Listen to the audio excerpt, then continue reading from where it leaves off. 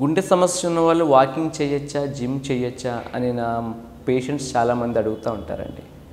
So నేను అందరికీ చెప్పేది ఒకటే, ఒక్కసారి మనం హార్ట్ అటాక్ వచ్చిన పేషెంట్స్ చాలా జాగ్రత్తగా ఉండాలి.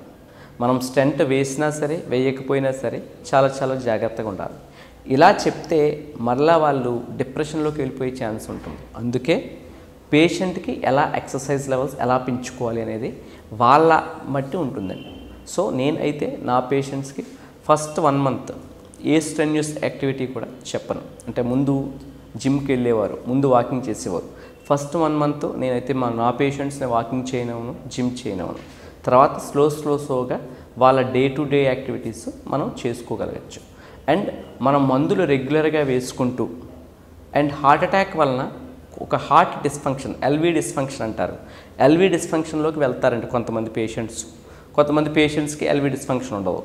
ఎల్వి డిస్ఫంక్షన్ లేదు అనుకున్నారనుకోండి, 1 month తర్వాత 2 months తర్వాత మీరు మీ యొక్క యాక్టివిటీస్ని చేసుకోవచ్చు. అలా కాకుండా ఎల్వి డిస్ఫంక్షన్ ఉందనుకోండి, డాక్టర్ పర్యవేక్షణలోనే మీరు చేసుకోవాలి యాక్టివిటీస్. సో అది చాలా ఇంపార్టెంట్ థింగ్.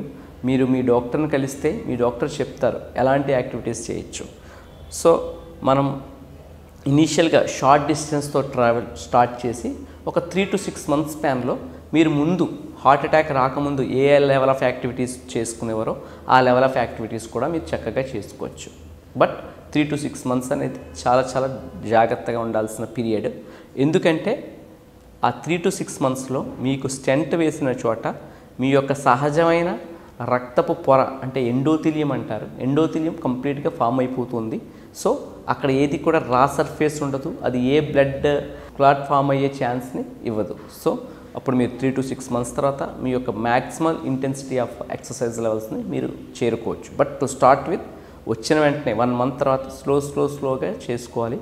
అది కూడా మీకు చెప్తుందండి, మీరు మీ వర్క్ చేసుకున్నప్పుడు గుండెలో నొప్పి వస్తుందా, ఇబ్బందిగా ఉందా, ఆయాసంగా అనిపిస్తుందా అంటే అది అంత ఎగ్జర్షనల్ యాక్టివిటీస్ చేయడం అనేది కరెక్ట్ కాదు. డాక్టర్ని సంప్రదించాలి, స్లోగా పెంచాలి. మాకు తెలిసిన మా ఓన్ పేషెంట్స్ 8 అయిపోయిన హార్ట్ అటాక్ వచ్చి స్టెంట్ వేసిన 6 months తర్వాత ఇప్పుడు యాజ్ ప్రజెంట్ 8 speed, 12 speed, 15 speedలో కూడా ట్రెడ్మిల్ టెస్ట్లో వాక్ చేస్తారు, రన్ చేస్తారు. సో వాళ్ళకి ఇప్పటికి వచ్చేమి కాలేదు, ఎందుకంటే వాళ్ళ ఎల్వి ఫంక్షన్ నార్మల్గా ఉంది. వాళ్ళకి చేసేటప్పుడు ఎటువంటి ఆయాసం కానీ ఎటువంటి గుండె నొప్పులు కానీ ఏమీ లేవు, ఏ సిమ్టమ్స్ లేవు.